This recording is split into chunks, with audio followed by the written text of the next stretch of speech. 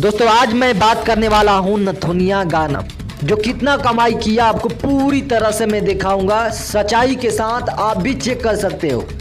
नथुनिया गाना जो कि सारे गामा पर आया था, और ये गाना जो है मोस्ट पॉपुलर में अभी के डेट में 210 मिलियन से पार कर दिया होगा। ये सारे गामा के मोस्ट पॉपुलर सॉन्ग है।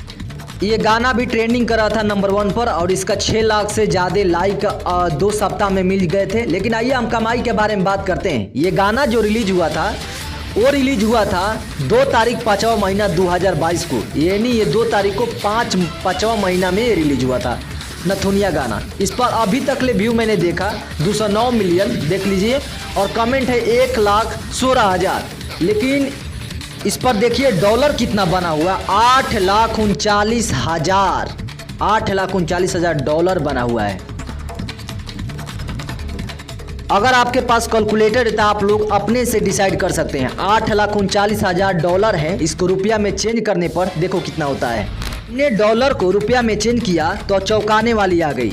6,84,38,659 रुपया कमाए, यानी 6 करोड़।